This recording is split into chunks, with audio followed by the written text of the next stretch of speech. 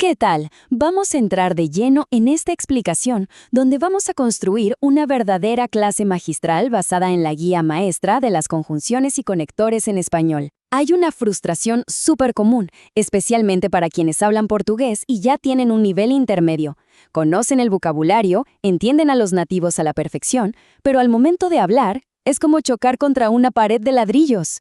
Las oraciones salen fragmentadas, un poco robóticas, y es muy fácil caer en el clásico portuñol. Así que el objetivo de este análisis es dar ese gran salto definitivo.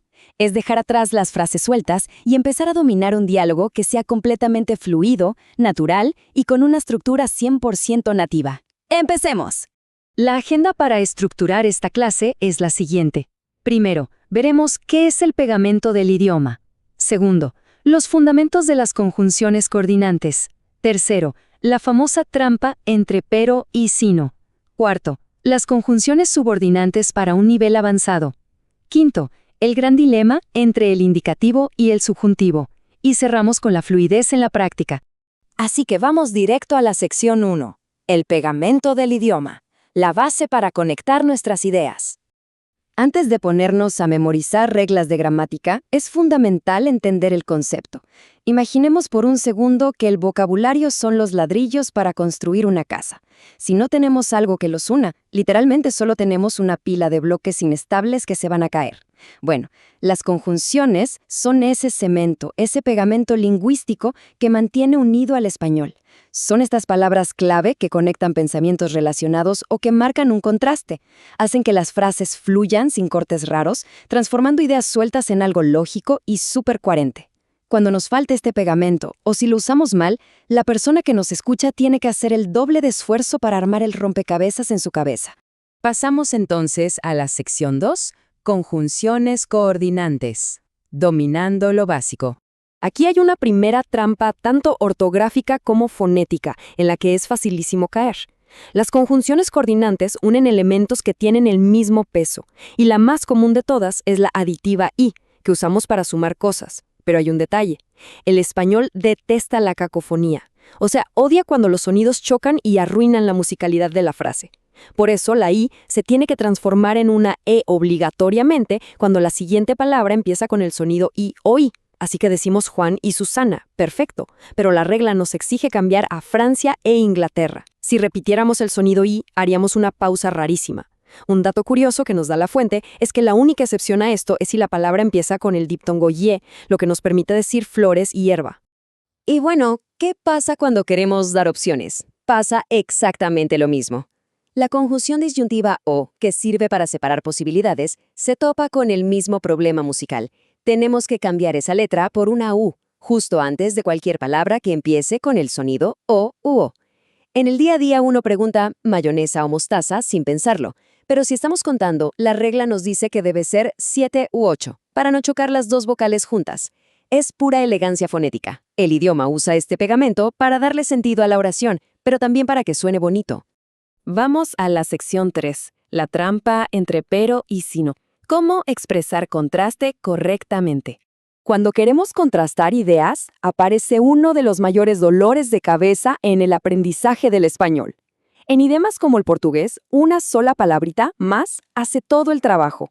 Nuestro cerebro automáticamente busca un equivalente único. Pero el español agarra este concepto y lo divide en dos: cuándo usamos pero y cuándo es absolutamente obligatorio usar sino. Ambas sirven para contrastar, pero hacen trabajos gramaticales totalmente distintos, y equivocarse aquí cambia por completo el significado de lo que estamos diciendo. La clave para dominar esto está aquí. Usamos pero para un contraste simple, es decir, introduce una idea que se opone a la primera, o que la limita, pero sin cancelarla. Por ejemplo, el restaurante es caro, pero la comida es deliciosa. Las dos cosas son ciertas y conviven. En cambio, sino es para una destrucción total. Corrige una declaración negativa anterior y la reemplaza por una alternativa exclusiva. El texto fuente nos da un ejemplo claro. No soy de aquí, sino de México. Literalmente borramos la primera idea y la sustituimos por la nueva información. Esta frase es genial porque ilustra la regla de manera brillante. Si la analizamos, lo primero que vemos es el no al principio. No es mi novio. Estamos negando eso por completo. Y justo ahí entra la palabra sino, funcionando como ese conector de reemplazo total para darnos la verdadera alternativa, mi esposo. Si a alguien se le ocurriera usar pero en esta frase, sonaría rarísimo, casi incomprensible. Siempre necesitamos esa negación preparatoria antes de lanzar la gran corrección. Ahora pasamos a la sección 4, conjunciones subordinantes de nivel avanzado, conectando cláusulas dependientes. Al entrar en un terreno más avanzado, nos encontramos con las herramientas para manejar cláusulas dependientes, es decir, cuando una idea principal necesita apoyarse en otra secundaria.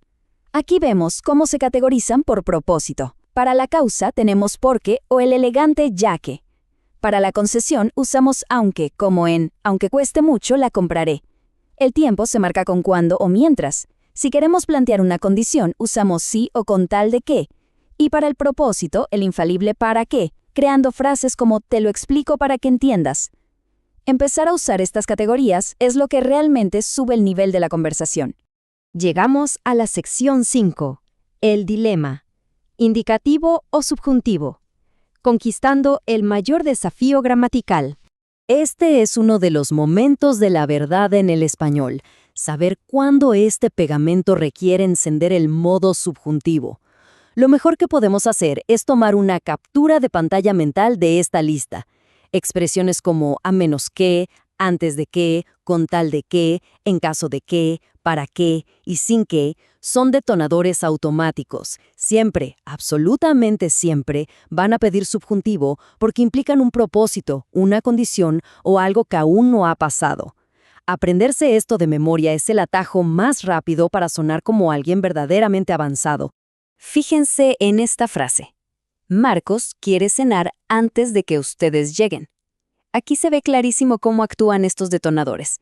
El conector antes de que obliga al verbo llegar a transformarse en el subjuntivo lleguen. ¿Por qué?